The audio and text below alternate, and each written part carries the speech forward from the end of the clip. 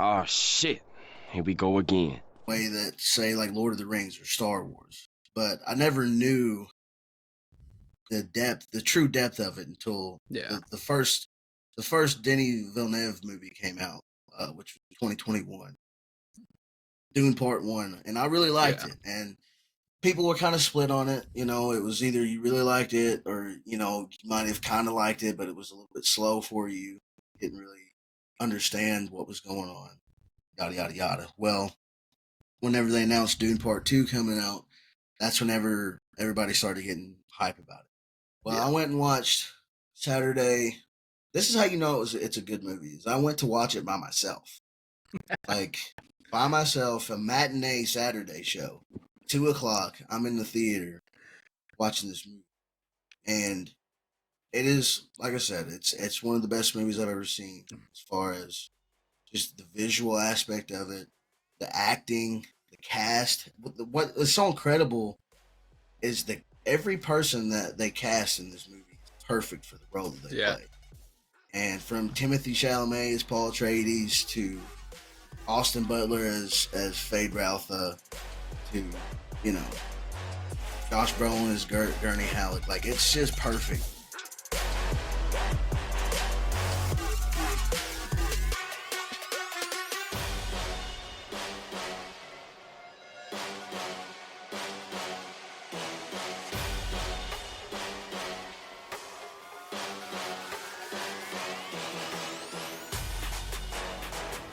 Ladies and gentlemen, welcome to another episode of Real Conversations with Cozy and Murph. I'm one half of this amazing show, Cody Murphy. I'm here with my co-host Jonathan David Kozad, otherwise known as Cozy. We're here to bring you the latest and the greatest and speculate and gyrate and everything else. Been a wild week. Plenty of stuff to talk about. Yeah. And I guess we'll just jump right in. First and foremost, I know what you want to get to, being that you are a diehard Philadelphia fan. Jason Kelce officially announced his retirement. Had an emotional press conference. It was one of the best retirement speeches I've heard in a long time. Like, you could tell he laid it all out there, and he really values his family and people who helped him get to where he is. But I'll let you go ahead and talk about that a little bit more. Well, I guess I don't know. First and foremost, it's like obviously a thank you. You got to give the man his flowers. We knew it was coming. The day was coming. But obviously the world wanted to jump it as soon as they lost to the Bucks in the playoffs, and I'm glad that he took it upon himself to be able to have this moment because, if you watched Presser, and I know you did, I sent it to you. And for those who didn't watch it, I mean, he went through and he struggled through this first off, and then it was just thanking every person who impacted his life all the way through this career. I mean, it was thank yous to coaches, friends, people we've met, memories. Like, it was a trip down memory lane as an Eagles fan, per se. It's like almost, it was like watching my childhood end right in front of me as he explained, every situation, seeing all the guys come in, guys come and they go, and it was definitely emotional. Not saying I sat there and cried or anything, but like it just hit me right to where I'm like, wow, it is going to be different. It's going to be a new chapter. This guy has quietly been the forefront of the Eagles franchise for 13 seasons now. So it's going to be a little bit different, but I still think the headline should be, thank you to Jason. Thank you for everything you did. Thank you for, sticking with the Eagles this whole time.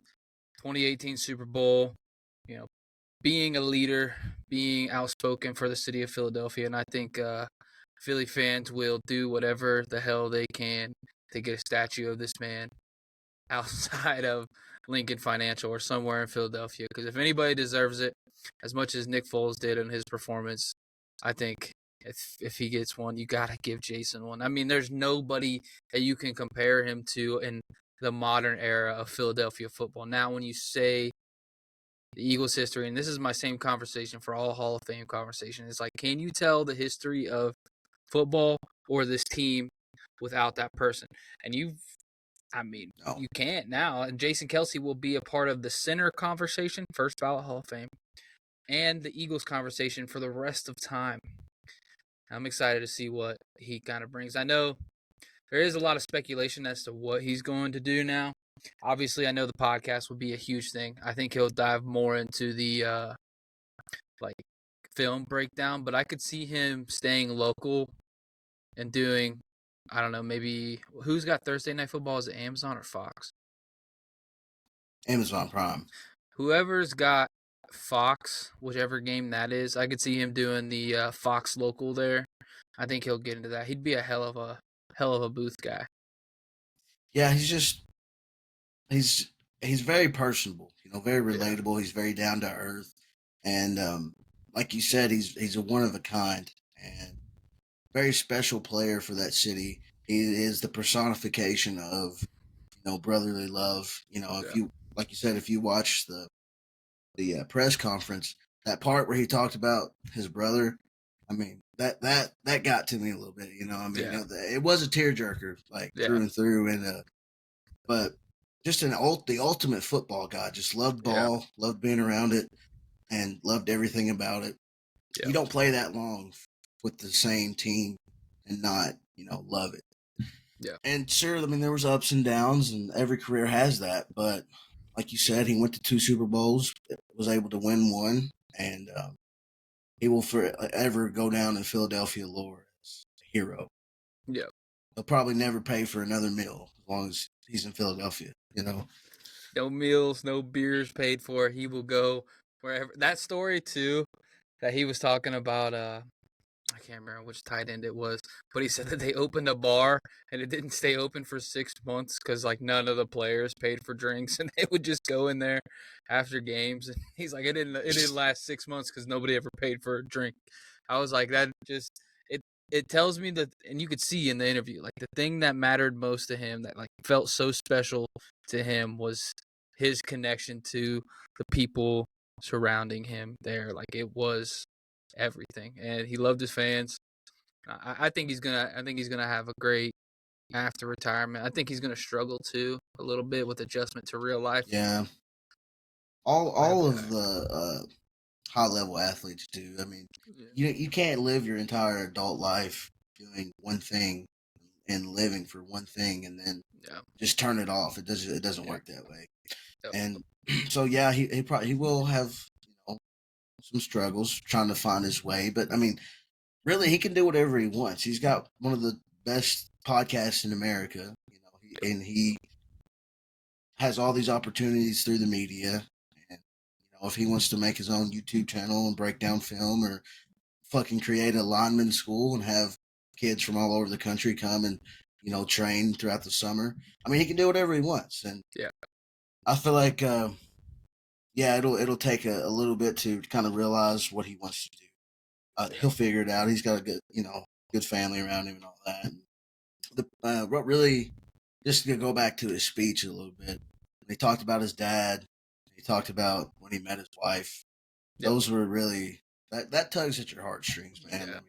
I mean, and like I said, he's just so down to earth. He's not some superstar diva wide receiver. It's he's larger than life. It just it seems like you could just, if you saw him at a bar or something, you could go up and have a regular conversation with him, and it wouldn't be a big deal at all, Yeah. So that is my dream.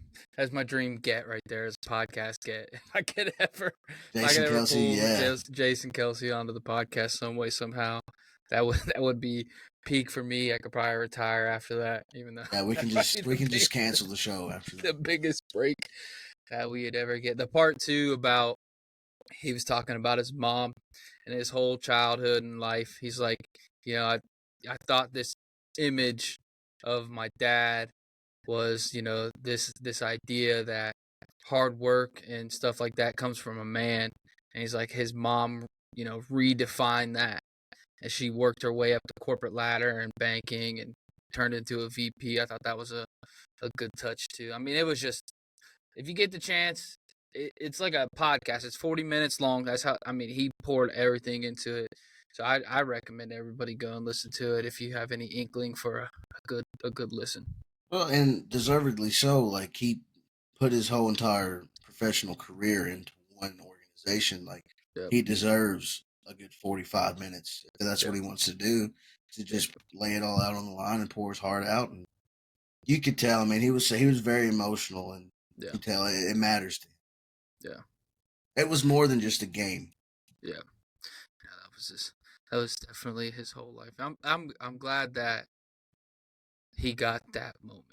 That was the one thing that I was worried about, that he was just going, because I didn't really know how he wanted to go about it, but you could tell, like, this is, if he's gonna go off into the sunset, he wanted to go off in his terms, and he deserved to get his spotlight. The Eagles held the presser and get his time to go say his thank yous and just show his appreciation for everybody that has touched his life along the way. So I'm getting emotional thinking about it. It's like Eagles football this next season is going to be different. We're going to have to figure out how to replace him.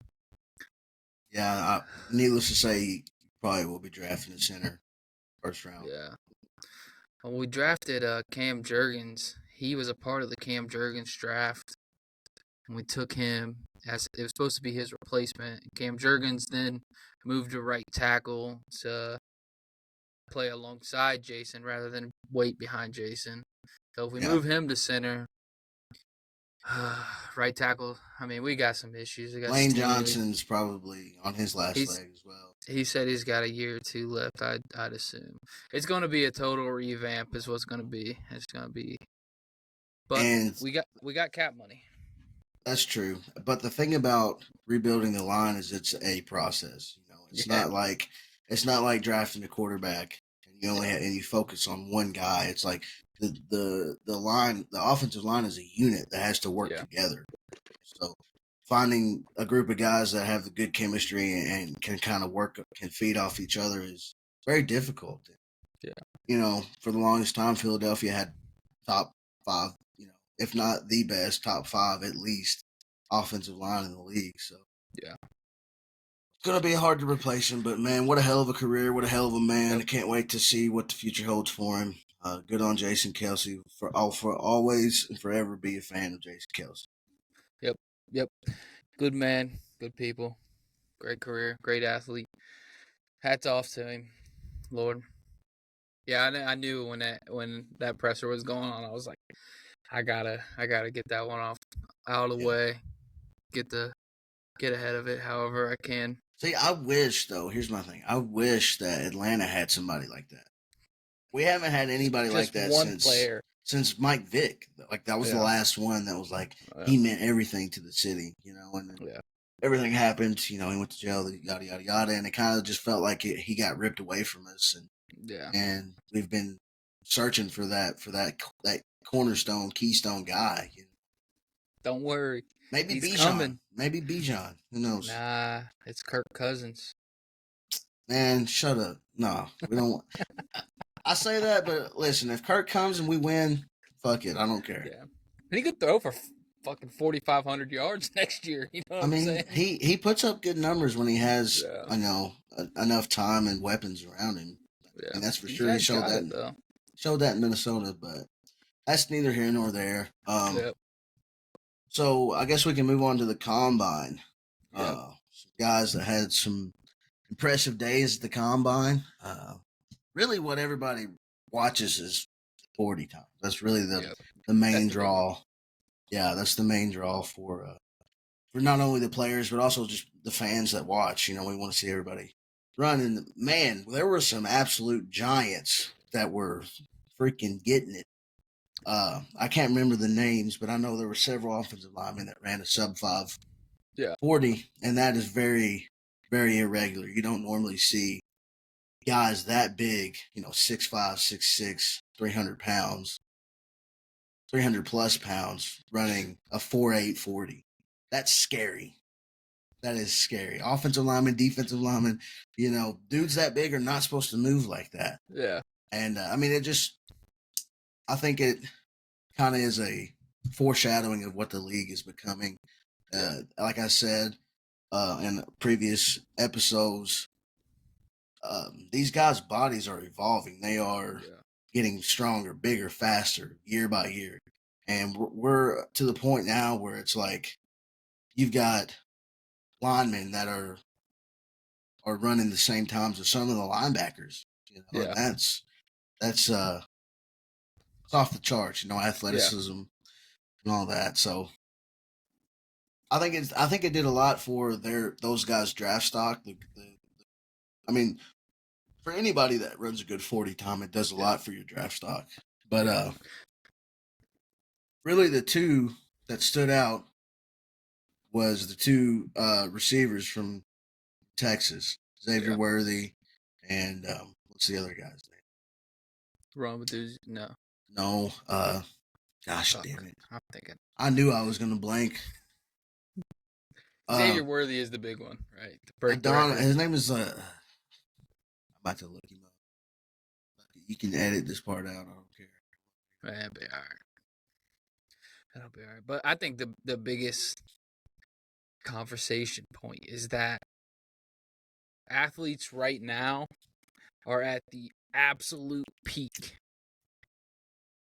It's like sports medicine, sports performance, human performance, exercise science, like it is at its absolute peak right now. And it just every year it gets tested out at the best of the best. What is the name?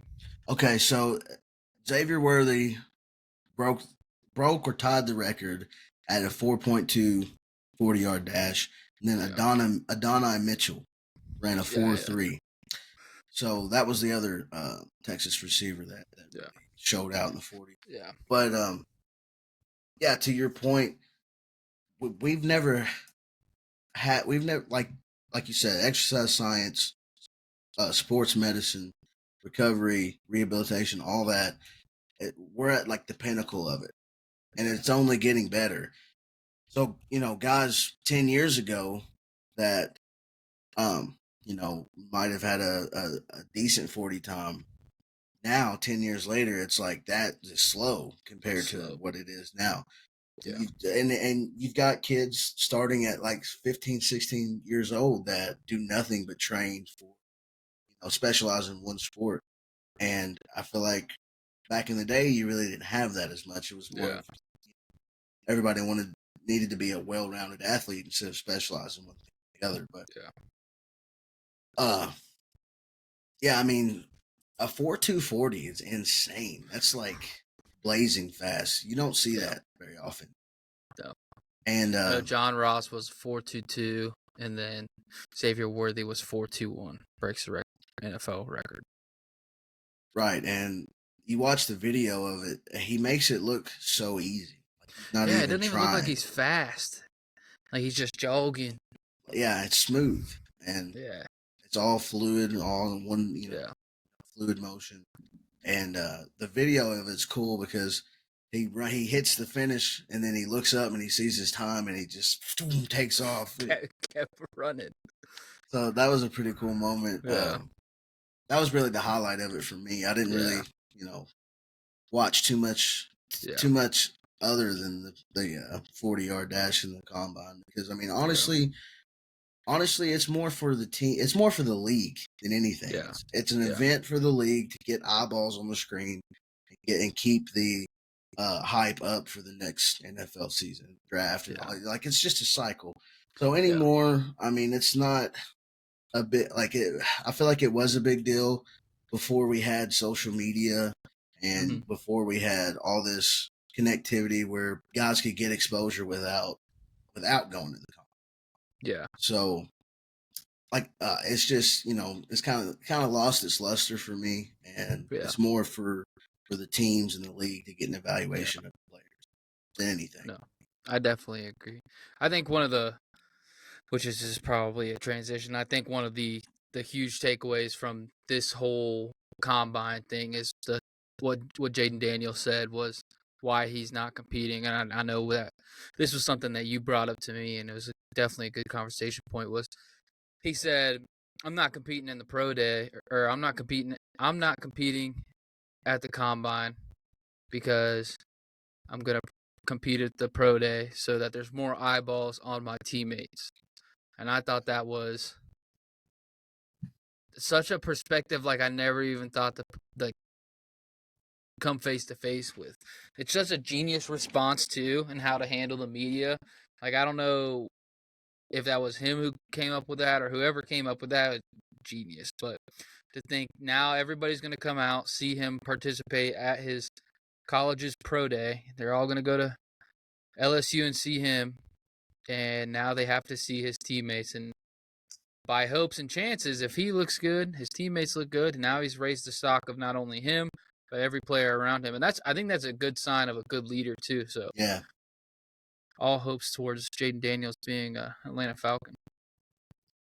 Yeah, I don't know if he's going to be there. I feel like he's going to be He's a Patriot. second guy off the board. I think Caleb Williams goes one, and then the next quarterback is probably going to be Jaden Daniels.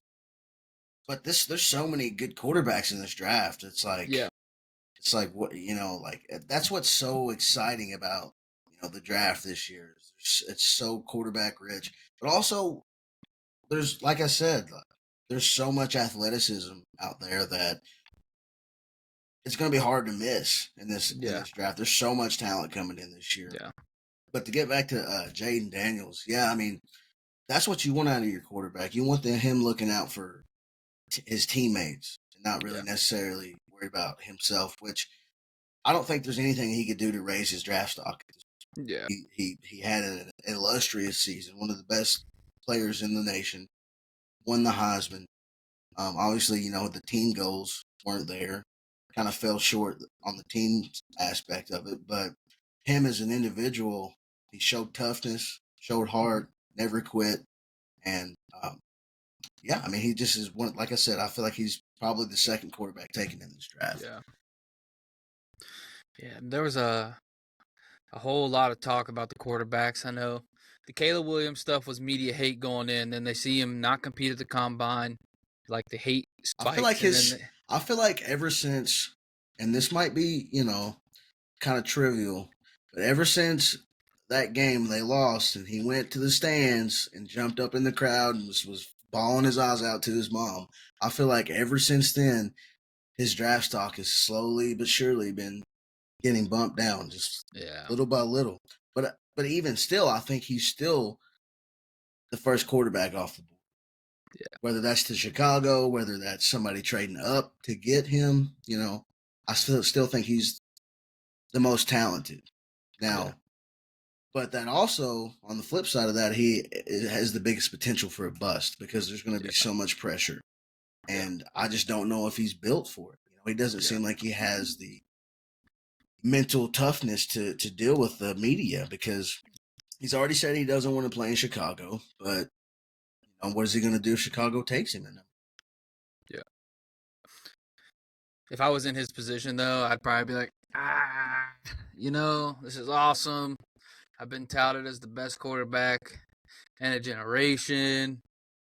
If I had my choice, I wouldn't want to play in Chicago, but I'd be like, I probably would. I don't know. I just can't imagine myself as like I try to put myself in their shoes and how would I react, but you don't know. You never been that. You never been that person where you're like, you've been the guy since you were 17. Like you are basically the LeBron James of football. You're like the king waiting. You're going to be the savior of Chicago. He's been touted as Patrick Mahomes 2.0. Yeah. Whenever you have that attached to your name, there's high expectations. Yeah. I seen a comparison though. I was like a film comparison, and it was people keep comparing him to Patrick Mahomes, but they put a tape comparison with him and Aaron Rodgers the year they won the Super Bowl, and I was like, that's the comparison. I feel like yes, his play style is more like Aaron Rodgers, but the expectations to win now is going to be Patrick Mahomes. Yeah. but I don't know. We'll see. There's like I said, there's innumerable talent across the board at all position groups this year. It's going to be very interesting. It's going to be fun. That's going to be a fun episode. I feel like Yeah. after I don't know the dates of it all, but the I episode think after the it's draft April something. Yeah. is going to be Yeah, it's really gonna be a good. fun one. I want to get a guest on for that, Yeah. but we'll talk about that after. Last thing, sports wise, let's talk about the guys who are set to be free agents. Did not get a franchise tag. Yes. Sent me a list. I'll just run Yes, through the sir. names real quick.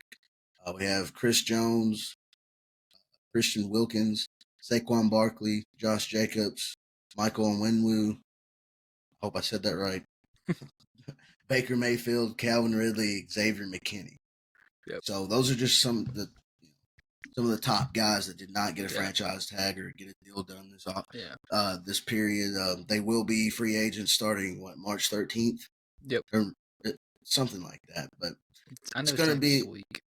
yeah, it's going to be interesting to see where these guys go. I think for me, Saquon is probably the biggest one for me.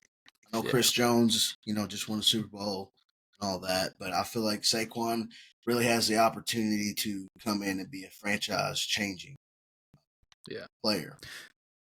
I could see Saquon doing something similar to the Christian McCaffrey effect, where he goes to a winner and he turns back into the guy that we all know Saquon to be.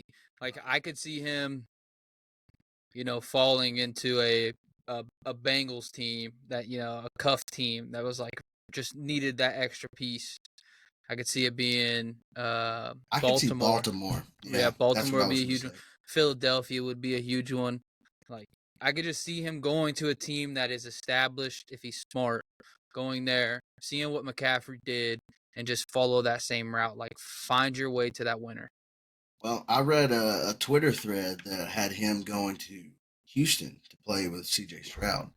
He does like CJ. They're boys. That would be tough. Very tough. I would be through the roof for CJ and the boys. They would be nasty. They get Tank Dell back. They have a little squad over there. They do. They have a little squad. Nico Collins. Yeah. They have a defense that's. Devin Singletary had a hell of a year. He'd be a great piece there. Yeah. Josh Jacobs, he's going to be a good one too. I think I could see him ending up doing a split back somewhere. Like he did this last year. They're definitely going to.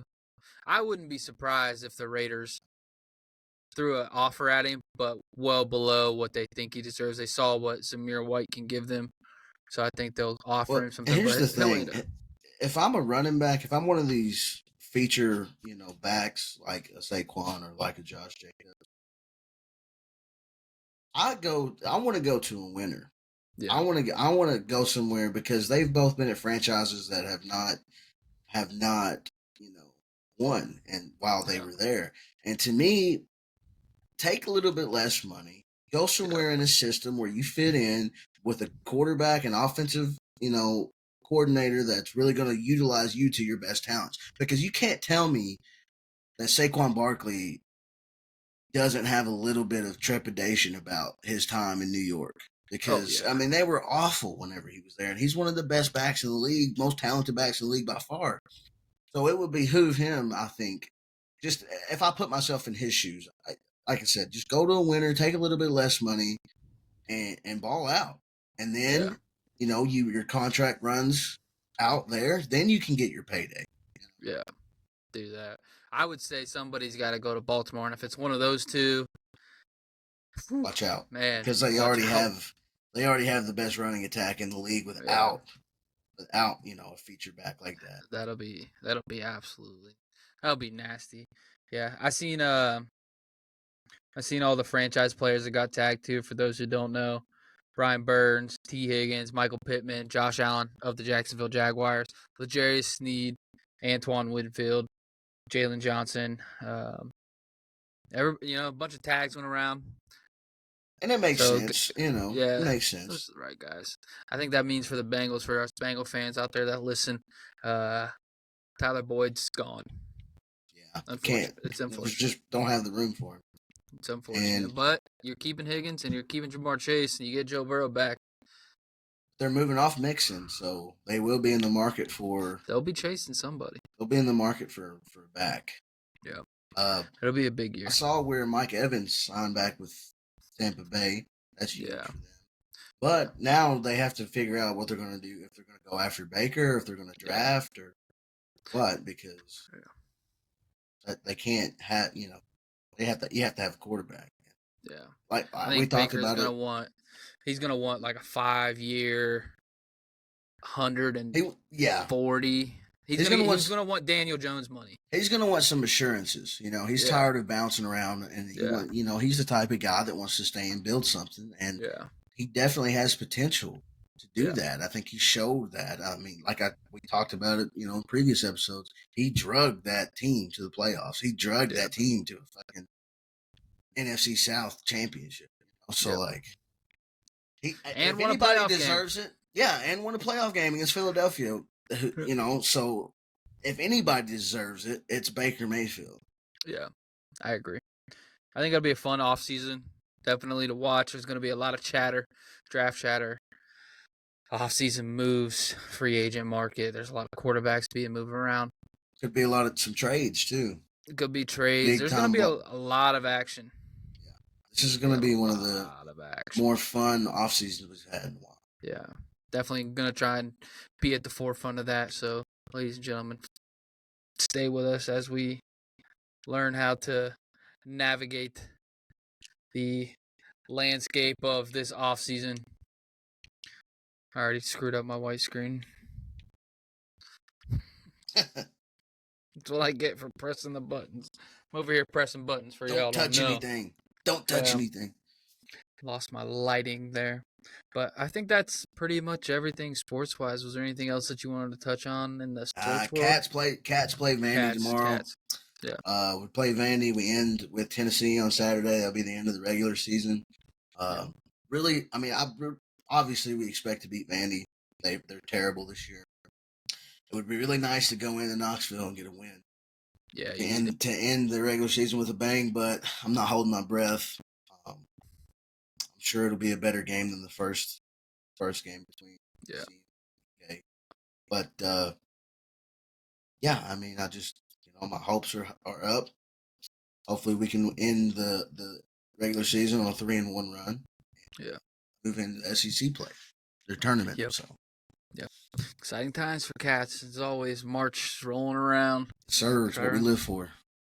The March Madness is. I need to start calling it April Madness at this point because nothing spicy really happens until April, anyways. But that's what they need to do one year on April Fool's Day. Is NCAA just needs to come out and be like, we're changing March Madness to April Madness. Yeah, and everybody just freaks out. Like, what? Have a total collapse. Yeah, Cats. I'm going to have to start watching some basketball, I feel like. I told myself that today, too. I was like, I'm going to have to start watching some basketball so I can talk about it. So, and then other notes, as I told you prior to the podcast starting, was the Buckeyes pulling themselves out of the gutter, fired their coach, brought in Jake Diebler, former Ohio State player, and he has turned the program around. We just whopped Michigan, huge win. So maybe I should start watching a little bit and figuring things out, or I'll just chase headlines. What we do best. That's what we do best. That's it on sports. I say we roll on out of the sports talk and move on to what you did this last week, and you have basically told me is the greatest piece of cinema you've ever seen. It ranks up there with The Godfather, Shawshank Redemption. Just a work of art. Cinematography was perfect, and if you don't know what we're talking about, Dune Part 2 came out last Friday. One of the most anticipated movies of the year. And let me tell you, folks, it did not disappoint. No. Whenever the first Dune, okay, so I don't know how far back you want me to go with this, but I've been enthralled with the story of Dune for Yeah. a long time. I watched the 1984 version, David Lynch 1984 version of Dune, probably 8-10 years ago. And, you know, it doesn't have the best effects and it doesn't have, cinematography of, modern day, uh, you know, movies. But the story of it, the plot, just the way that it all unfolds, it was very interesting to me. And so, I started looking up the book. I haven't read the book or Yeah. any of the books, but I have listened to like summaries, reviews, listened to countless YouTube videos about the culture, the lore of Dune. Yeah. And so it just drew me in the way that, say, like Lord of the Rings or Star Wars. But I never knew the true depth of it until Yeah. the first Denis Villeneuve movie came out, which was 2021, Dune Part One, and I really liked Yeah. it. And people were kind of split on it. It was either you really liked it or you might have kind of liked it, but it was a little bit slow for you. Didn't really understand what was going on. Yada yada yada. Well, whenever they announced Dune Part Two coming out, that's whenever everybody started getting hype about it. Well, I Yeah. went and watched Saturday. This is how you know it's a good movie. Is I went to watch it by myself, like by myself, a matinee Saturday show, 2 o'clock. I'm in the theater watching this movie, and it is, like I said, it's one of the best movies I've ever seen as far as just the visual aspect of it, the acting, the cast. What is so incredible is that every person that they cast in this movie is perfect for the role that they Yeah. play. And from Timothy Chalamet as Paul Atreides to Austin Butler as Feyd-Rautha to Josh Brolin as Gurney Halleck, like it's just perfect through and through. And I don't want to I promised I wouldn't spoil anything. I still gotta watch it. Yeah, I don't want to spoil it for anybody, but it answers every single question that you had from part one like perfectly. Like it's one of those seamless sequels where it basically starts right where the first movie ended. So there's no like gap in between. It's just like perfectly synced up, and it's just an epic journey, an epic story of just the scale and the proportion of it. It like worlds, empire, that type of thing. Yeah. So, like I said, if I could go a little bit more in depth on it, I would. But like I said, I don't want to spoil anything. I don't want to give anything away. I want everybody to experience this and they're on their fresh on their own.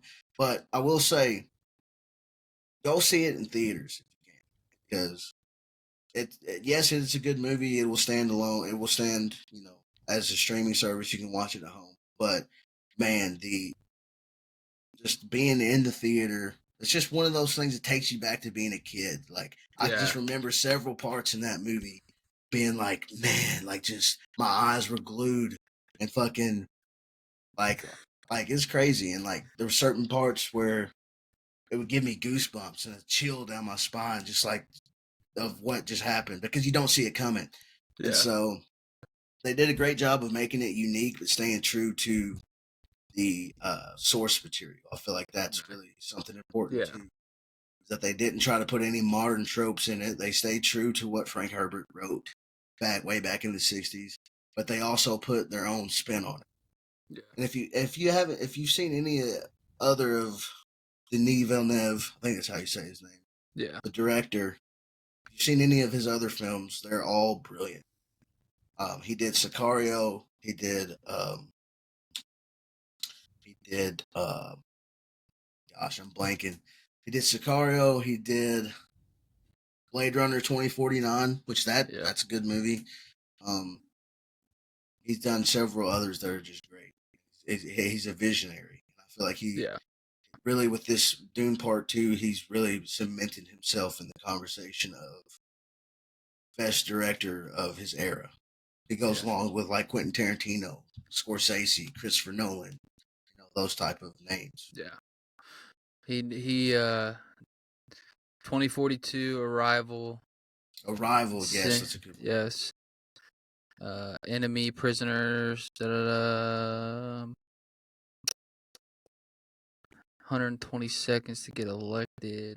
All like real cinema stuff. Like and sometimes I feel like the word cinema is like used in a way that's like it's almost condescending, almost. Yeah, like pick me type. But he makes true masterpieces when you sit down and watch it. Like if you are a fan of good movies, like I'm taken there to the first time I seen Django, I'm like, this guy gets it. This is how movies are supposed to be made. You know what I'm saying? Yes. And then when I watched the Dune Part 1, yeah, I watched it on Netflix, but I was like, this is encapsulating to me. This takes me to a place where I'm not here. Like it makes me feel something. I don't know how to explain it, but it's like I'm almost there. I'm present in this movie as if I'm a part of it. It just takes you somewhere else. You have a visceral reaction, like like you can feel yourself being moved by the not just what you see on the screen, but what you hear. Like not just the dialogue or the conversation, but just like the soundtrack and the sound effects, and I mean it's just all complete experience. And I feel like for at least for 2023, there wasn't very many good movies. Yeah, there just wasn't a lot of good movies for me that I really thought was and you get one every now and then, and this is one that will be talked about for a long time. Yeah, just because of the way everything fell into place for this to be made. It's like every person that's involved with it was perfect for what they needed.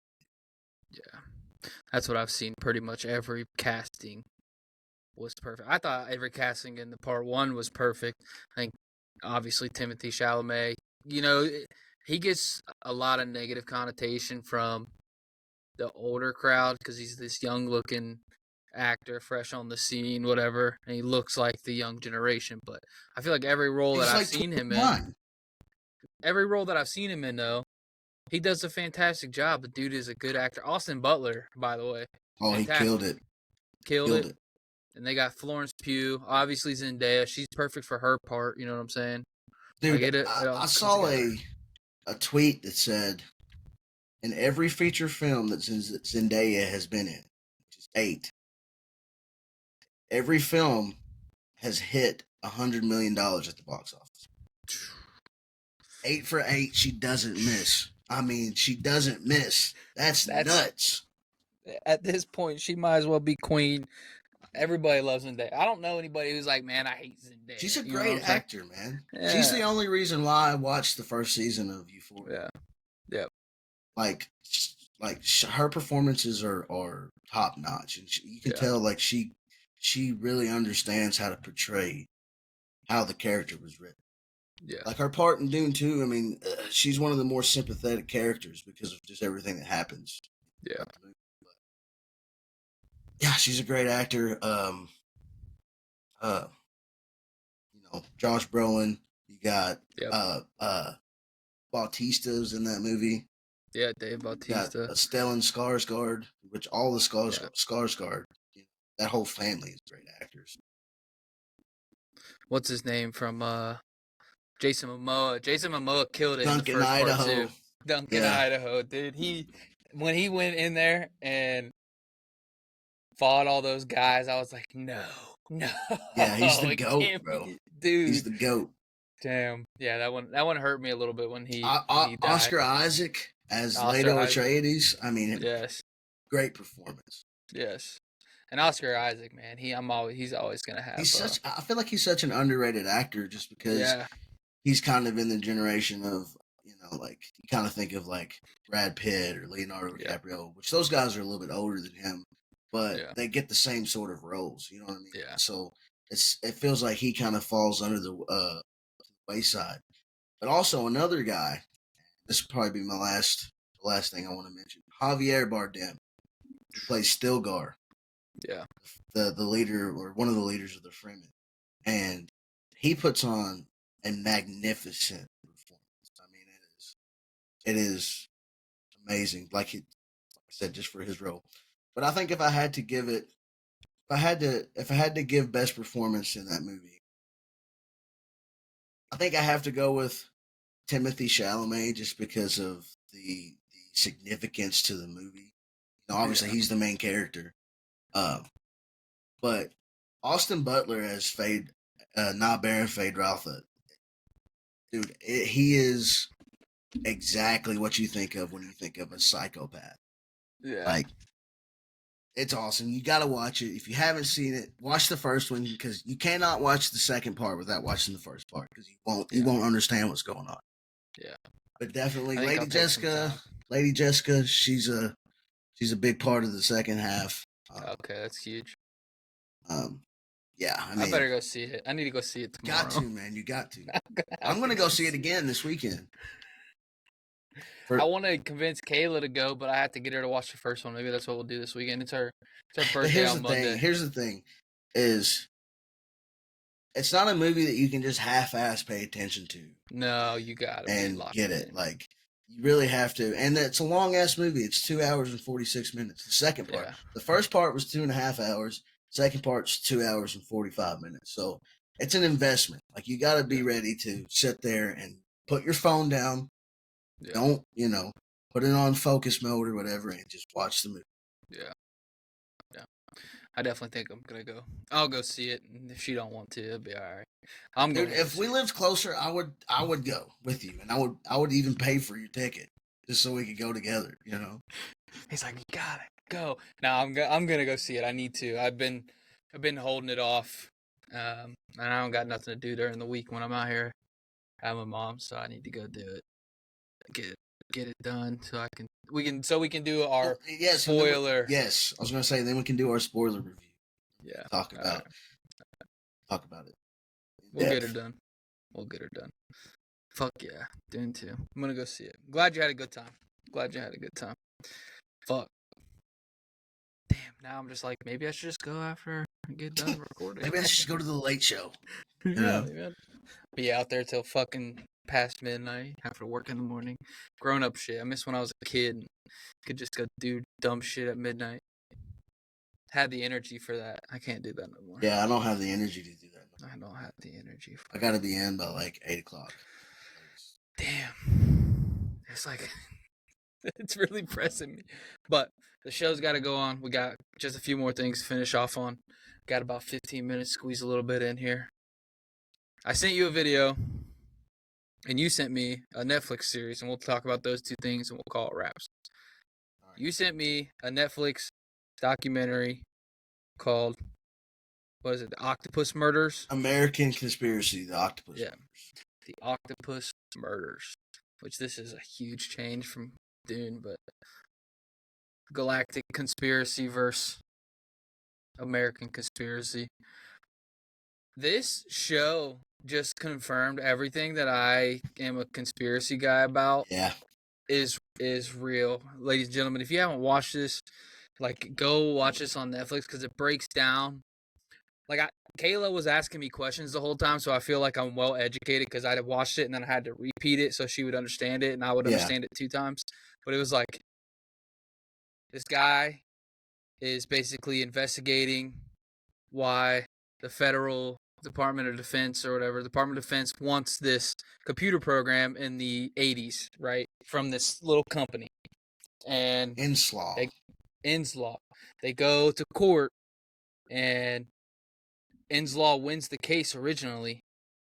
The next thing you know, the judge, because he deemed that the government was corrupt about going about this whole thing, They rip him off the stand and fill him with the attorney that was defending the government, right? So then the case gets dismissed. The government wins the Inslaw case. They get to keep it. And basically they're left with nothing. Well, this guy starts investigating. They just want to know why. And it unfolds a whole line of like deep conspiracy, deep-threaded dark web conspiracy. Ends up with the original guy who investigated it getting murdered, and now there's, this man. He's investigating. No, Like he he's didn't not. get murdered. He suicide. He He is committed suicide. suicided. He committed Whatever. suicide. He was killed. Let me, because the redneck paramedic brought up a huge point that I think people glossed over in the first episode. If you cut your wrist to the tendons, you're not going to be able to hold a blade to cut your other wrist. Yeah, it's just gonna flop around. You know what I'm saying? Are you like this? Like you're not gonna you'd have, I don't know. And the thing of it is, he had multiple lacerations. It wasn't just one like deep, cut. It was It was like 8 lacerations, and everybody in this guy's life that was close to him. His name is Danny. Calzano, Casolaro, Danny Casolaro. But everybody said that he would never have done something like that. Like Danny loved life, and he would have never killed himself. But somehow he ends up, dead in the bathtub. It's a Sheraton Hotel, West Virginia or whatever. Yeah. But it's very interesting, and it kind of just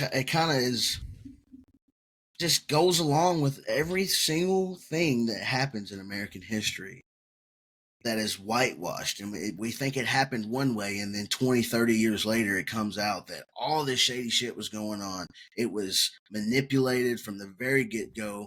This has ties with the top levels of government, CIA, NSA, pretty much any FBI, pretty much all of those, alphabet soup secret agencies. Alphabet soup, yeah. And, but yeah, I mean, it started with the Inslaw thing, and then it just branches out into all of this chaos and all of this intertwined, just conspiracy. And that's why they call it the Octopus murders, because there was a trail of murders that happened with everybody that was involved with trying to be a whistleblower in this case. They basically, at some point, either end up in prison or suicided. Yeah. And none of the murders have been solved to this day.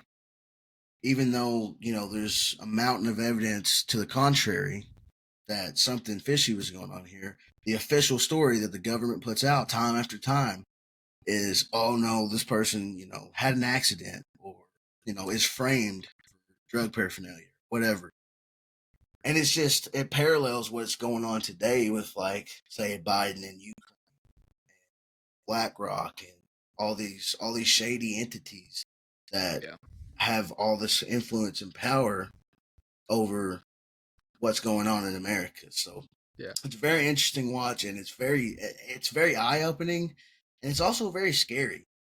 The fact that people are forced into silence, whether that's by threat of violence or by threat of prison or by threat of social, like becoming a social pariah. Yeah. And it's 4 episodes, they're each about an hour long, and it's definitely worth the watch. Yeah, it's a good watch. I'm always like leery about how things are presented. Like if it's made its way to Netflix, you know what I'm saying? Like if big media is putting it out there, how much of even the shit that we're watching has been washed of the actual dirty nitty gritty? Like how much does this guy not know? How much does Netflix not know? What gives me confidence is 2 guys that had, the director, basically the producer of this documentary. The one guy had been working on the story since 2014. So that's 10 years of research and work on one story. Yeah. So to me, that kind of gives him credibility that he's not just going to put something out there half-baked or not do the due diligence of true journalism. He has a vested interest in getting to the bottom of it. And you said you haven't finished it yet. I won't give too much away, but he's still got work to do. Yeah. It's not, if you go into it looking for some type of satisfactory ending, you're not going to get it. Like, it's still ongoing.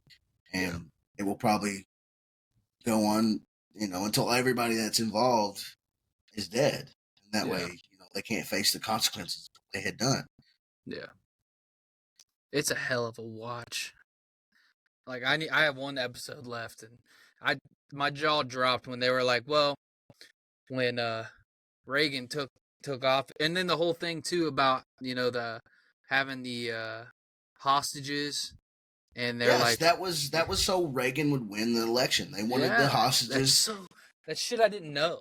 Yeah, that's how Reagan, they basically stole the election. Was they held off on, because they could have got the hostages back sooner.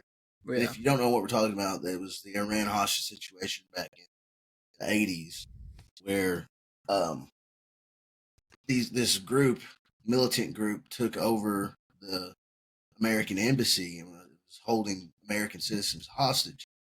Well, this was right in the middle of an election cycle.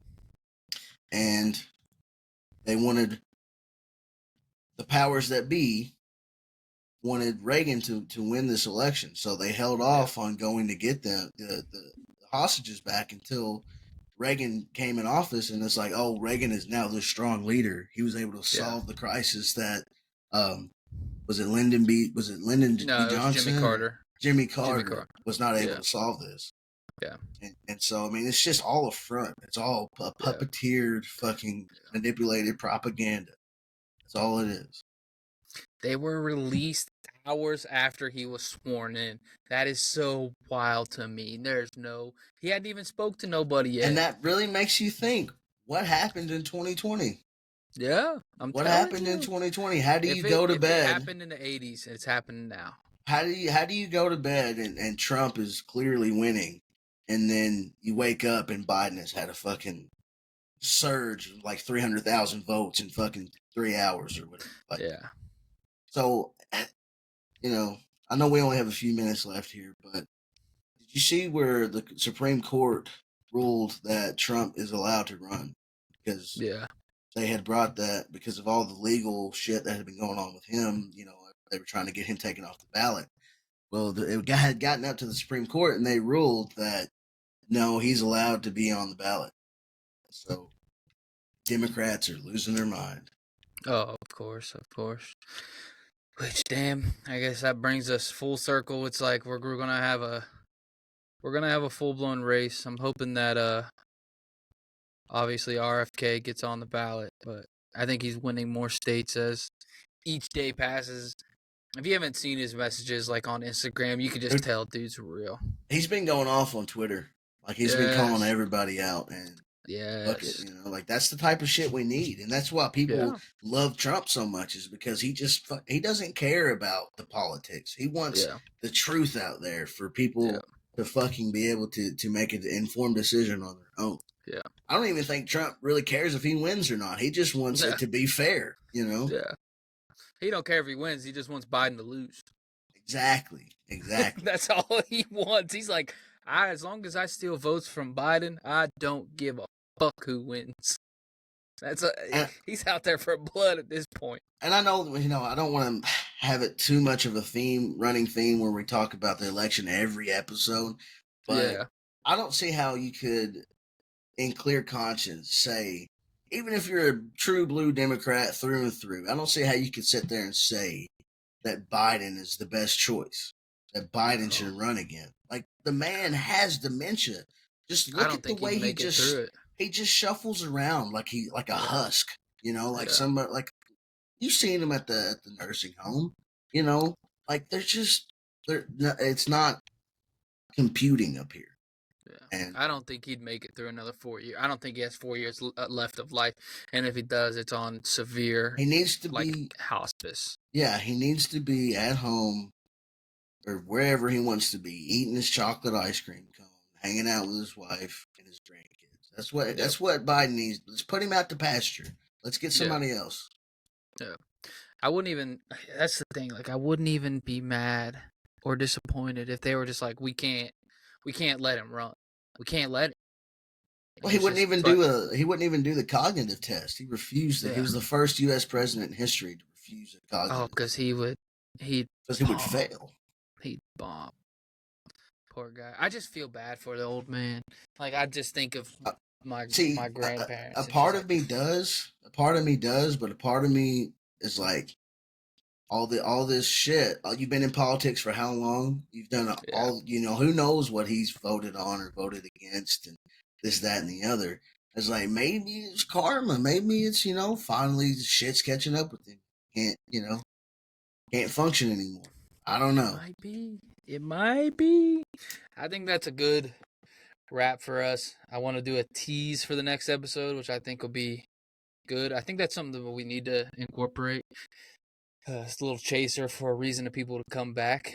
Ladies and gentlemen, I think next episode we're going to talk some more conspiracies. One of them being the one that I have been in pursuit of as of the past 3 days. It's a big corp. It involves BlackRock. It involves all the major players. And if you don't know who BlackRock is, I'll bring a description of that next episode. We'll dive deep into that. But basically, everybody owns everybody.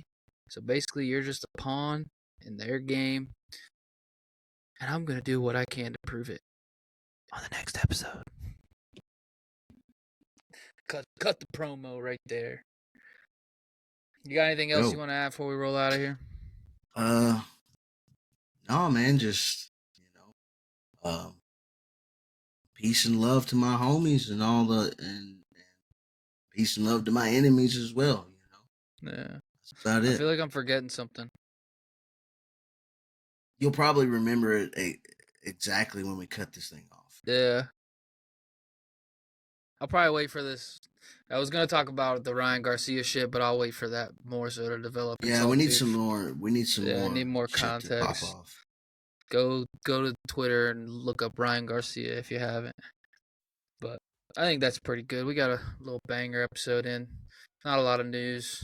They're trying to keep us down. Facebook went down today. Instagram was down. Twitter was the only thing running. That was a weird moment when everybody was on Twitter for the first time since 2018. Aside from that, ladies and gentlemen, like, comment, subscribe. That's the important one. Share. That's the second important one. And send us $500 a piece every 12 hours. Aside from that, we love you guys. We appreciate you guys. We need you guys. Peace. Peace.